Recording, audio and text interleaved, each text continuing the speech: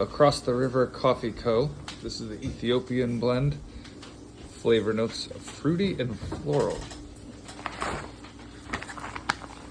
Established in 2018, they describe their coffee brand as, "We started living a rough lifestyle of parties, dysfunction, and addiction for 15 years. Before meeting, ended our selfish lifestyle and gave our hearts to Jesus. Years later, we met, married, and found passion, working together, discipling others as with similar backgrounds. We love broken people, coffee, and Jesus." Out of Mayo, Florida. I can get behind that coffee. So we'll do sound check, say something. Hello. I don't know what to do with my hands. Perfect. So, welcome to Coffee with Colin. This is our second episode of this. As you can see, it's not my wife with me. I'm here with my buddy Austin. We are drinking Across the River coffee. That's right, my buddy Will's Coffee. Met him the same way I met Colin at the farm. And yeah, it's delicious. And he's enjoying his with some fresh cream from the farm. From Full Circle Farm. I'm drinking mine black because I'm a man. And yeah. That's okay. I don't mind that because it's good with cream. Right. That's what they all say. I felt like it would be really interesting to talk to you in front of the people here that might be interested, because I met Austin years ago when I came up. I wanted to learn how to butcher the animals we were raising. So I wanted to learn butchering, and my buddy goes, "Oh, I know a guy that does that." And I said, "Oh, okay, cool." So he brought me up, and Austin was doing butchering at the farm here. But you weren't always doing that, were you? No, I was, I've always been in construction or maintenance or mechanics or something like that. But my wife and I have been in homesteading for a while, and we bought this place up here in Live Oak, and we started working with, we were actually customers of Full Circle Farm for a while, and we were looking for land up in North Georgia somewhere, because my wife and I have always wanted to do something rurally. And they invited us to come for a farm visit. We came for a farm visit, fell in love with them and the farm and this area, so we ended up buying land here. And after being there for a little while, Dennis was like, "Well, I'm interested in building my own butcher shop on the farm. Would you do that for me and help me figure out butchering?" Because he'd never done it, and he's always had his animals processed. So I said, "Sure, yeah. What could be so hard? Yeah, let's figure it out." So yeah, just figuring out butchering. Yeah, sure.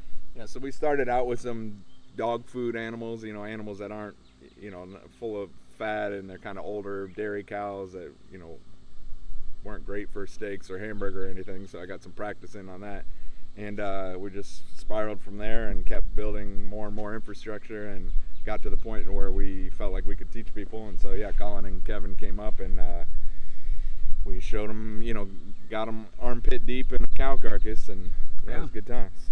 That's been one thing that's caused the most conversation with people, like when they find out that I was learning how to butcher and butchering my own meat. People were like, "Are you serious?" And they had the most questions about that. But what really, what drew me to Austin, not only is he hilarious, but we also, we were both kind of on the same homesteading journey right around the same time. I was doing the homesteading, and now we're at the point where we're staying on his land, and this is his that you see here. We got the RV behind us over there. He's letting us stay here, but it was cool to me to find out somebody else was, like, I was seeing things differently. I was, from my time in law enforcement, when I was seeing what the government was sending down to everybody, that I was like, something's not adding up. This stuff isn't making sense to me.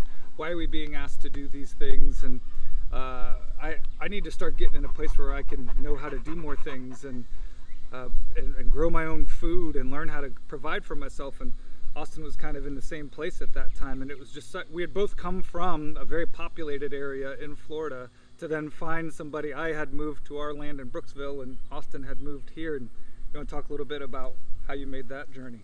Yeah, we were, my wife and I have always been, we've been married, it'll be 19 years in October, and congratulations. Yeah, thank you. We've always been interested in living rurally in the mountains somewhere or whatever, living in the country. We've always been drawn to that since we've known each other, but we didn't get into the homesteading thing until probably 6, 7, 8 years ago, something like that. I kind of started slow with my wife just wanting to get healthier soaps and makeups and things like that. And then and at the time I was, making fun of it. I'm like, that's dumb. Who cares about that? I was eating fast food and drinking sodas and stuff, and I didn't care. And then I started looking more into it as she was showing me stuff, and realized that we're hurting ourselves with the chemicals that we're ingesting. And God gave us bodies to heal and just get stronger and crush, and we get in the way with the food that we have. And we can all go down the victim road of, they're doing it to us, but really it's our responsibility to do something about it. And so we wanted to grow our own food, so we started, we lived in Clearwater in a tiny house with a tiny yard, and we grew chickens and rabbits and had a garden. We turned our whole backyard into like a little mini homestead. And we did that for a while, enjoyed it, grew some food, learned a lot of things. And then we were customers of Full Circle Farm, like I mentioned, and we came and did a farm tour, and just seeing no one wear masks during a time of masked people was very exciting to see that people aren't afraid here.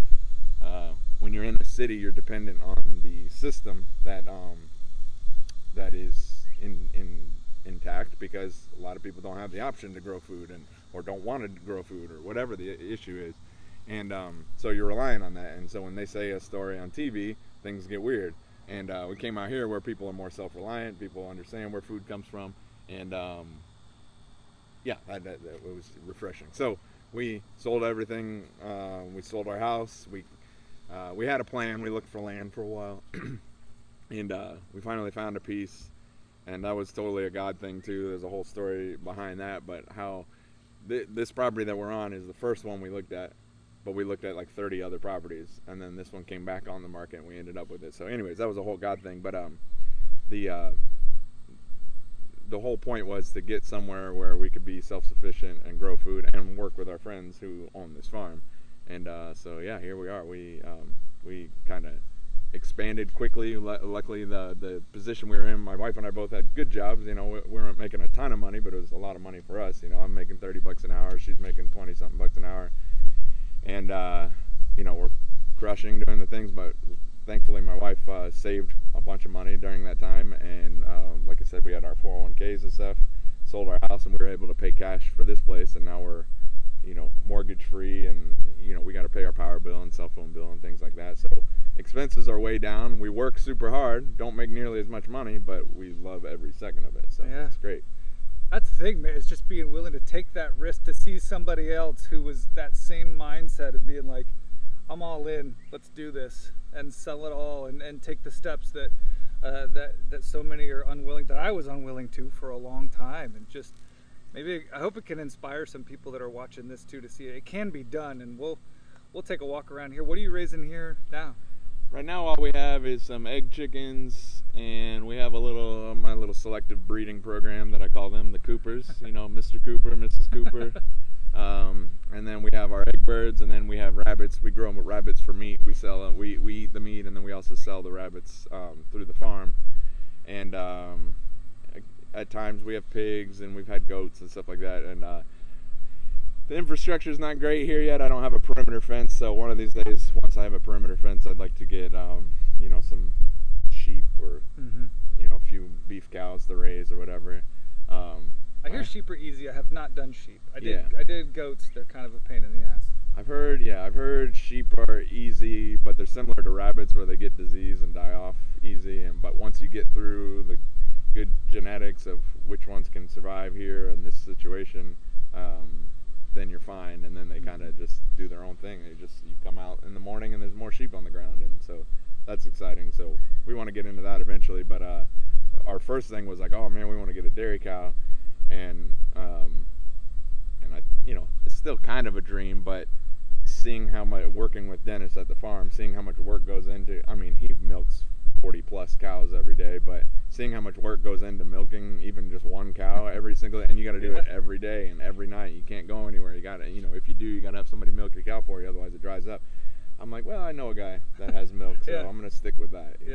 And but yeah, it's we got a big garden with some fruit trees started and things. We've only been here 3 years now, and but it sometimes for me, I forget where we came from. Like when we got here, this was all woods, overgrown craziness, and I'm like, oh man, we don't have our great fruit trees and all the livestock or whatever, but it all takes steps, and you don't have to jump into a big thing. You can even 1 acre. I heard a statistic once that 1 acre, like, you can grow enough food to feed like 10 families or something like that.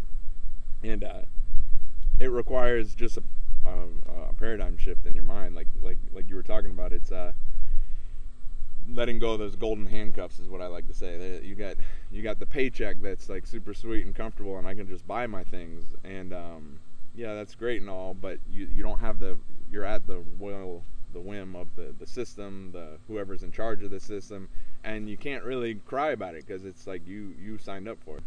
Anywho, so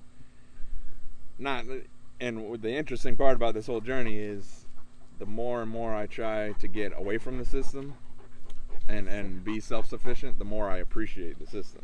So like the idea that I can drive to Lowe's, granted it's half an hour away, but I can drive to Lowe's and get a box of screws is pretty sweet because I can't make screws yet. Yeah. And sure, one day I'd like to have a sawmill and be able to mill my own trees, but I don't have that yet, so I can go get 4x2s or whatever. And anyway, so living in the city the whole time, I'm like, you gotta get away from the system. I want to be self-reliant. They're keeping me down and all this stuff. And now the further I get away, I'm like, wow, I see what they're doing there. Sure is nice to be able to go run and grab some lumber. The fact that I can go pump gas into my truck, and I don't make my own gasoline, so it's a pretty sweet gig. But yeah, it's a pretty interesting paradigm shift of just letting go of the paycheck and really trusting that God's going to provide. When we would pray about this at certain times, the answer I always got is like, the answer I always got from God was, do you trust you're going to provide for me, or do you trust that I'll provide for you or not? Yeah. And that was like the question answer that I got, and I was always like, oh yeah, I trust it. And so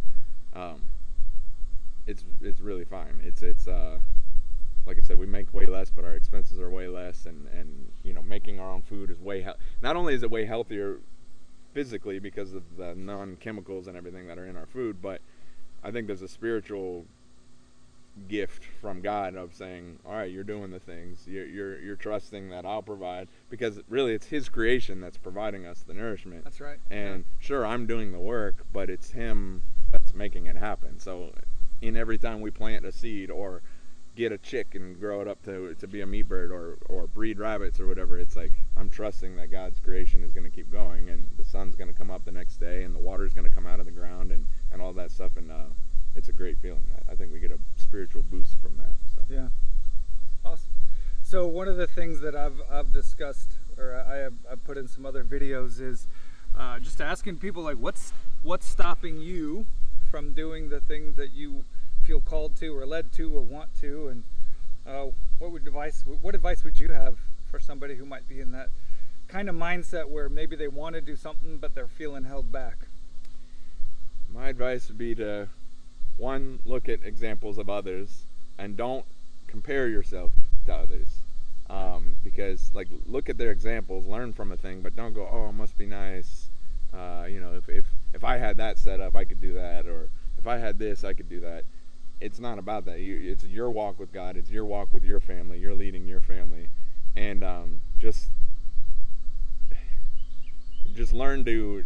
I think God's given us everything that we need inside right now, and we have it at all times. We just choose to accept it or not.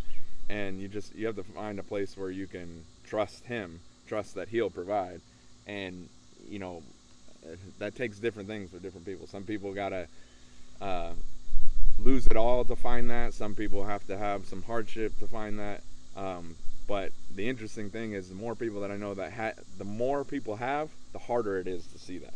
So the more money you have, the more things you have, the harder it is to see that God's going to provide. You don't need the paycheck. You don't need all that stuff. And and if you know of a farm where you're getting food or whatever, go visit them. Go see how they live. Go see what they do. That was the final push for us. Well, there was two final pushes: meeting the Stoltzfuses and seeing how they live, how they raise their farm, how they raise their kids. They're all healthy and happy, well-adjusted, crazy, smart, strong, hardworking kids outside of the system the whole time, their whole lives, and they're fine. They don't worry about any of the silly things that us city folk used to worry about.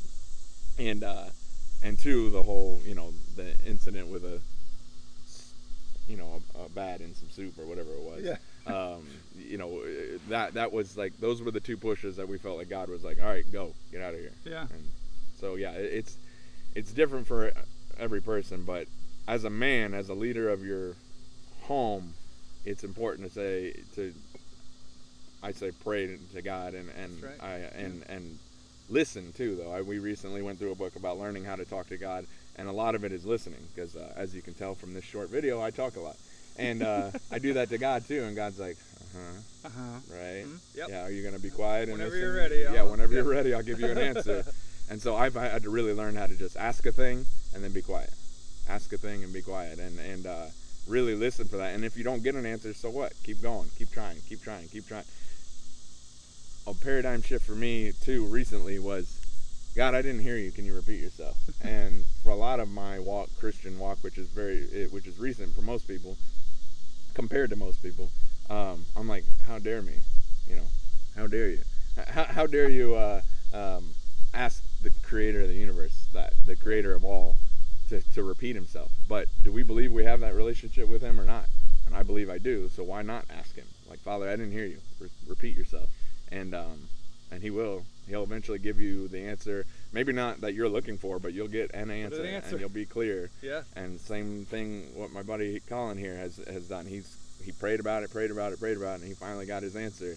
And he has no idea what God in store for him. But so what? It's great. It's like, what are you going to trust? You're going to trust your paycheck? You're going to trust the insane system behind all these paychecks and bosses and all this stuff? It's like, no thanks. Good. We'll figure it out. Even if you go down to nothing and you're living in your van, or say our house burns down, we can put up some tarps. We got a tent. We got ground. You got dirt. You got sun, and you've got water. You've got food, infinite food. And you're still crushing here though. After hurricane, it was Idalia came through. Yeah, right? Idalia. Yeah. There was up here in where they're living in North Florida that came right through here. There was trees down, limbs down, and power was out for a while, but sun comes up tomorrow and you keep going. Yeah.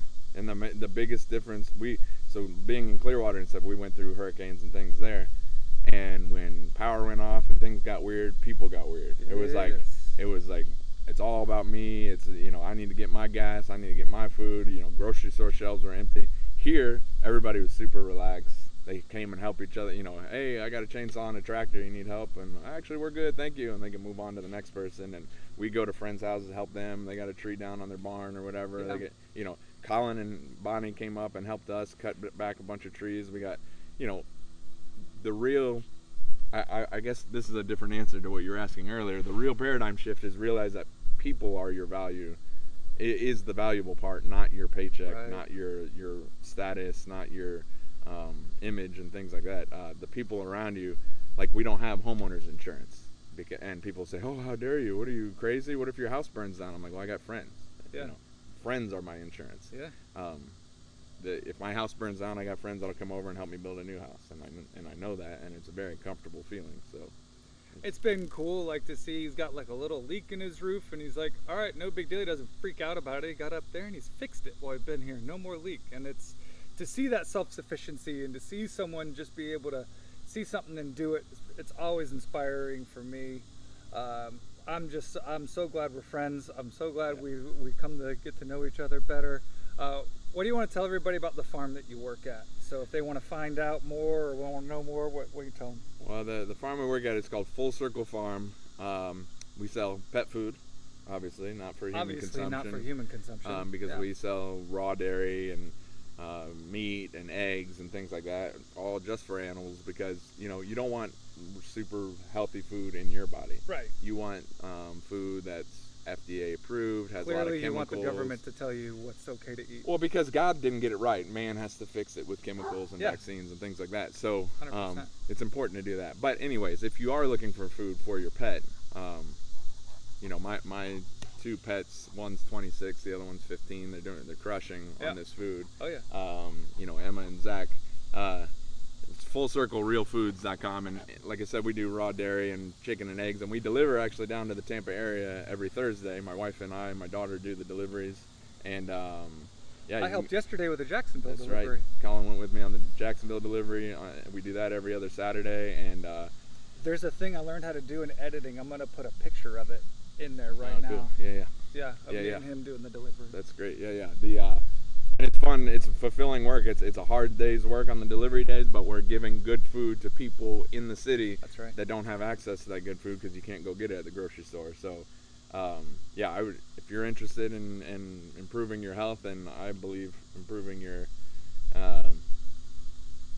mind, because you clear your mind of these chemicals. Look us I up. have tasted some of this pet food just because I want to know what my pets are eating. That's right. And the cheese. Yeah, so good. Oh man, yeah, it is awesome. Highly recommend you check them out. I really appreciate your time. Maybe if we have some more time, we'll go take a look around the farm here in a minute. Yeah, we can walk around and check some things out. My wife's garden. It's summertime, so most people have a winter where they can't grow things. We have a summer where you can't grow things. It's just too hot. We got like okra and some tomatoes and things like that, but we can see that set up and what the chickens and rabbits are doing and things like that. So yeah, cool. Stick around. All right, so we are starting Austin's little farm tour, and what do we have here? This is my little selected breeding program with the Coopers I mentioned. They just kind of hang out here. We keep them in the coop, and the idea is to get them to make us new chicks. We got one round of chicks at her, and actually a lot of these that are in there are Mrs. Cooper's last round of chicks. Obviously they're not her babies, but she was sitting on them and protected them, so now they're her babies. But anyways, the idea is to keep them in here, keep them protected, make new egg birds for the next round of egg birds, because when you get chicks, it's 6 months before they'll start laying eggs. So and chicks like to die. They like to find ways to die. Other critters love it. The idea is for them to make new chicks, so we have a constant round of new chicks coming, and we don't have to go buy chicks from Tractor Supply and wait 6 months for or whatever hatchery and wait 6 months for them to lay eggs. So yeah. Are you using? Is this the deep litter method that you're doing in here? Yeah. So I have a wood chipper. It's over there on the other part of the property, and when limbs fall or I clear trees or whatever, I chip them up and we chuck wood chips on here. And we feed them. They stir this all up, and it composts down. And then every once in a while, we dig it out of there and put it on the garden, and it grows, super rich food for us. Yeah. Look how deep that is. Now the deal is with chicken manure, though, is it's hot. They call it hot, so it's high in nitrogen. So you can't just take chicken manure and put it right on your plants. It'll burn them up. Yep. So that's why we do this compost method. It sits here and it gets stirred and mixed, and we dig down to the bottom, and that stuff is composted out, so it's good to put on the plants. Awesome. And we chuck these banana trees here because a lot of wash and junk comes down here and it feeds these banana trees, and banana trees like a lot of water and food, so a lot of nitrogen. Yep. And this is a big old pole barn we put up since we've been here. My son and I put this in by hand, except for the trusses. We rented a little bucket lift from the local hardware store, and we put those trusses up with friends. All the community I was talking about, the Solstices and the Mayhews, they all came over, and all their kids. We all spent a long hot day like this. I think it was June 2 years ago or whatever, and but my son and I dug all these posts by hand, stood the posts up by hand, and then we flew those trusses up there and got the roof up. How big is it? It is 40 by 60, which is from some local place that sells pole barns, and I think it was like $7,000. It wasn't too bad. After putting it up, I think they were asking $2,000 to put it up. Probably would have went with the $2,000 to have them put it up. It was a lot of work, but hey, we got it done. And since then, Hurricane Idalia's kind of made it a leaning pole barn, but what can you do? But we got Colin's able to park his RV under here, and we got if my junk was out of the way, he could get it all the way under there. But we got it part of the way. We got a little RV hookup, and we got our 50 amp over there. We got water hooked up. These are your kill cones here. Oh yeah, this is where we kill our meat birds. Usually we do 1 or 2. Lately it's been 1 batch per year. We try to do butcher them around Christmas time because it's just too hot to have them during the summer. But yeah, we kill them in here, collect the blood from there, put the blood in buckets, put the blood on fruit trees. Fruit trees love the blood. And this is how I do on the other side of the post is how I do my rabbits. I have this is called the hopper popper. So you stick their little heads in there and give them a little yank. It pops their necks. It's a very humane, quick way to do it. There's no blood. They're dead immediately. They don't feel anything. And then you hook their feet into these little hooks here and strip them down. And I like doing rabbits because it's like one rabbit's about 5 minutes, and chickens is a whole process, but Yeah. rabbits are zoop, and then their livers and their kidneys and their hearts are delicious. So the pups love butchering day too. They just sit here and smile the whole day while I'm bet they do. butchering stuff up. But and we got our freezers and stuff under here for all our meats. You want a stack of money or a freezer full of meat? I'll take the meat. Yeah, I'll take the meat too. This is a very comfortable feeling. This is just a couple of them. We have a couple more in the house and stuff, but having these things full of meat and butter and broth and things that we've made, man, it's a comfortable feeling. Oh, yeah. The only thing is I got to make sure they keep power. Under here is our temporary, permanent rabbit setup. I hung them up under here, obviously to keep them out of the weather, but with the high walls, the high ceiling, if there's a storm, they get wet anyway. So the plan is to build them a lean-to and get them more closed in, hopefully by winter time, because we get some pretty crazy winter storms. But yeah, these are all our breeders. You know, we got mommies and daddies, and they hang out here. We feed them. They get a good, comfortable life. We feed them organic pellets, and then we also grow Mexican sunflowers and stuff from the garden when they get greens and stuff like that. And they grow our babies, and then once the babies are weaned, which essentially is once they've eaten pellets, that means they're good to come off mama's milk, we take the babies and put them in tractors out on the grass, and I'll show you that in a little bit. But Cool. but yeah, that's how we grow them out for meat. All right. And yeah, got some stacks of lumber I got from a friend that had a sawmill. Got that as a trade for doing some work at their house. Bartering is the way to go. Yeah, bartering. We got our fruit trees. You know, they're all babies right now, but got some rows of fruit trees out there in the pasture. You know, we got persimmons and figs and apples, and the plums don't look like they're doing so hot, but you know, we'll see. We're It's a experimenting. process. Yeah. People, you look on the internet, that's another thing I'll say. When you look on the internet, everyone's an expert, and they'll say, this definitely won't work, this, you have to do it this way. Dude, just try a thing. Seeds are cheap. Trees are relatively cheap. They can get expensive if you want a big tree. Got more fruit trees. We got this long bed here where we had onions and garlic, but we were lazy and we didn't weed it good enough, and the weeds and grass took over, so we lost a lot of our onions and garlic. But hey, that's what happens. Tell me about Learning experience. this right here.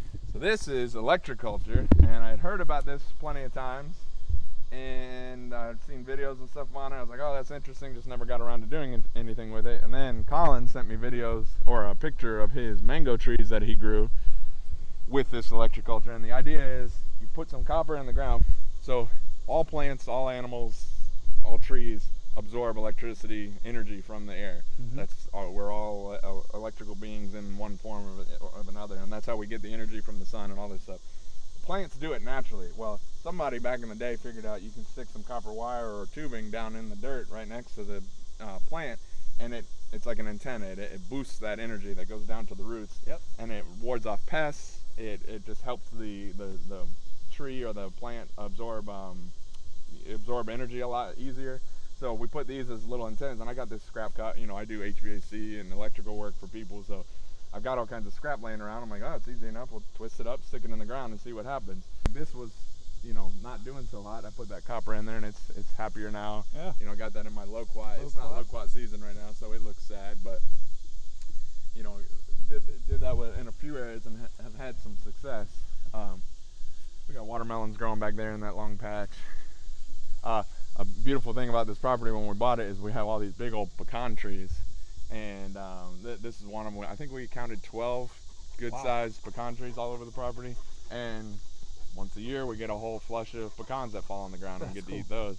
And my favorite part is if we get over there, I'll show you. I have a chestnut tree that's on the shed, over by the shed over there.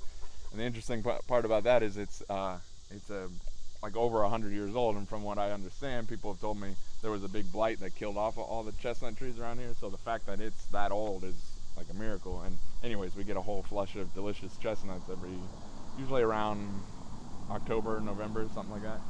That's awesome. So yeah, and that stuff was already here. God provided before we were even here. We already had food, and it was ready to go. So, yeah, so we've planted some things. We try to keep it mowed, you know. How much land is it here? We got 10 acres.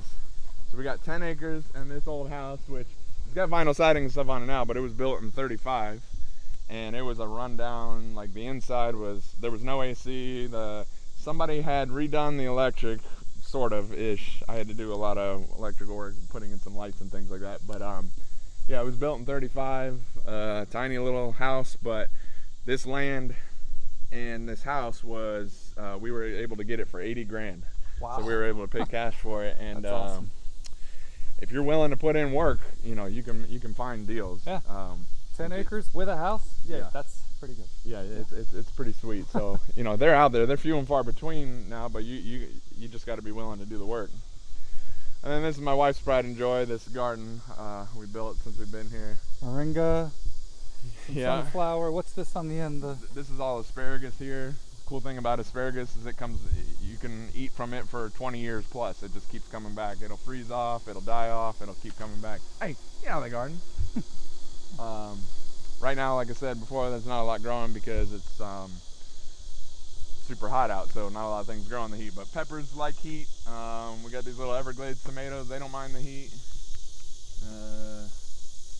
A lot of things are dead because it's just too darn hot right now. But you know, you see remnants of kale and broccoli and stuff that we had growing during the winter time, but they're just kind of hanging off, and we're just letting them see what they'll do. This is a bunch of cucumbers. The plant did really good, but we didn't get a ton of cucumbers this year. Not sure why, but that's how you learn. That's awesome. You Tomatoes This is too. all our tomatoes. We got a good amount of tomatoes. We've been eating on them, but they're kind of at the end of their life because it's too hot. What kind? We had all kinds of stuff. We had my wife knows all the different varieties, but we had some purple ones, some orange ones, some yellow ones. We had slicing tomatoes for like sandwiches, and then we had like those Roma tomatoes where you make sauce and stuff out of them. So Corn? Yeah, and the corn, we're not good at growing corn. We got a few pieces, but we've tried. This is our third year of trying now, and it's, as you can see, kind of sad. So I don't know. We'll figure that out eventually. For 'em right now. Yeah, now it's too hot for them, but I mean, we don't know if we got to grow them closer together, if they need more nutrition or what they need. But like I said before, it's super cheap to do, so you just try a thing, and it either works or it doesn't. This is an olive tree I got from my wife because she loves olives. Turns out making olives is a whole process, so it's not like we're gonna just get olives right away, but you gotta like ferment them and all this stuff. This is our potato beds. You know, we got compost over there. We take all our trash, compost it, paper and food, and whenever I butcher animals, the guts and stuff go in there. This was one of the trees that came down in the storm, so we're chopping up some firewood eventually. Right now all we have is sweet potatoes going in them, but they look pretty happy. So They look really good, yeah. they're good to go. And now here in the woods we'll rotate the rabbits, yeah, let me show you the rabbits over here. The other neat thing about using having animals and moving them around on your property is you can see how thick and overgrown this was. It was even worse, and we put pigs in here, and the pigs would just eat up all the vines and weeds and everything, and they'll really clear it out well. And they're pooping and peeing on the soil and adding fertility to the soil, so it's all helpful. I got our 3 bins of compost that we chuck everything in, and we use the compost in the garden. But yeah, so those rabbits I was talking about, when they're weaned off of mama, we come and put them in here. Okay, go ahead. So yeah, like I was saying, once they're weaned off of mama, we put them in these little tractors, and they have slats in the bottom to keep predators from digging under and getting them, but it allows the grass to come through, so they can eat fresh grass, and then we move them to a different spot every day. So they eat up the grass, they poop and pee on the soil, and they make delicious meat for us. We only have 6 right now because the other thing with heat is rabbits don't like to, they basically go sterile after 85 degrees. So in the heat we got to take a break, but once it starts cooling off in the fall we can start breeding again, getting more rabbits. But this is the last batch for the summer. But yeah, they're cute little delicious animals, but once you can get past killing the cute little the rabbits, it's good meat for you to have. Yeah. You know, it's just the shed and random storage and, you know, scrap metal and whatnot. The stuff you accumulate on a farm. Stuff you accumulate. And another thing about farming is you keep stuff around because you might not need it right now, but there might be a time when you're like, oh wait, I got one of those, and you can fix something with that. This is that big old chestnut tree I was talking about. It's amazing shade in the summertime. Wow. It's a huge chestnut tree. From what I understand from other people around here, it's rare to see one this big. They almost don't exist anymore. And in the fall, Usually like October, November, they all start falling on the ground, and then if you've never eaten chestnuts, you're missing out, but especially fresh chestnuts. Do you roast them on an open fire? We have, but the open fire is usually the oven. And this is our egg birds. Some of them don't respect the boundaries, and they take off and go and do their own thing and then come back at night, but yeah, we move them around with this electric fencing. We have a little charger that we plug into it to keep the predators out. And yeah, we move them around on the land. They, as you can see, they chooch up the ground, eat all the bugs and the weeds and stuff, and they're pooping on the soil, improving the soil. And then we, about once a week or so, we move them to a different area, and they chooch that up. But yeah, these chickens are an easy way to start. If you want to just start with a thing to get some egg birds, they eat very little. You don't need to watch them. Like if you want to go away for a few days, you just chuck some food down in a bucket, and they'll be fine. As long as they have food and water, they'll be good. And they just kind of do their own thing. And then you get eggs. You usually get about half-ish in the heat, especially if you have, say you have 10 birds. If you get 5 eggs, you're doing good every day. Yeah.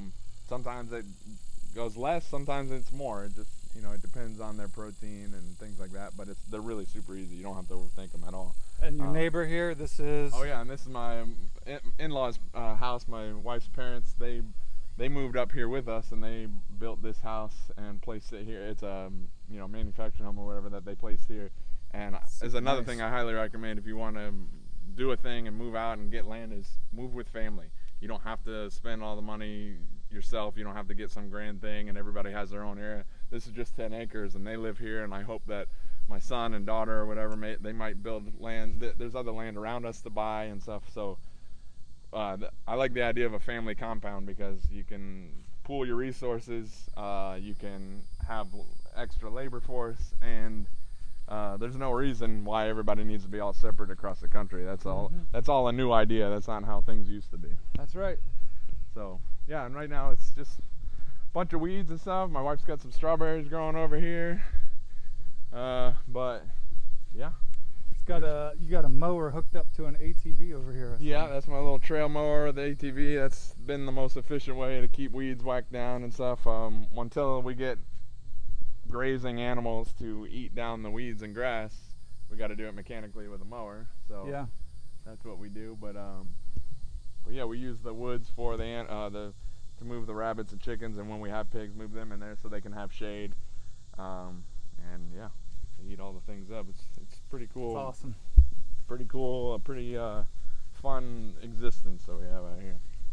Yep, it's a blessing for sure. I appreciate you taking the time to show us around. Yes, sir. Thank you. All right, brother. Well, we'll conclude this tour. Anything else you want to say? Nope, just do a thing. Just do a thing. Try it. Don't overthink it. Don't get analysis paralysis. Just do a thing. If you're interested in this kind of thing, try it. Start with a bucket on your back porch and grow a tomato plant. Like, you get the blessing. Don't listen to the idea of scarcity. We're running out of food. We're running out of space. We're running out of water. We're running out of oil. Those are all lies. God's creation is infinitely abundant. You just have to put in the work. And put in the work. Don't be dependent. Just do a thing and try a thing. And yeah, it's easier than you think. And failing is great. Failing's part of it. That's how you learn. Also, get yourself a 25-year-old son. I suggest that. He's out there working. He's out there working behind the quad there. I suggest getting one of those. If you don't, grow them up, But yeah, family is wealth. We got extra labor. You don't have to do it all yourself. So awesome. Yeah. Well, thanks, brother. Thank you. All right, we'll see you.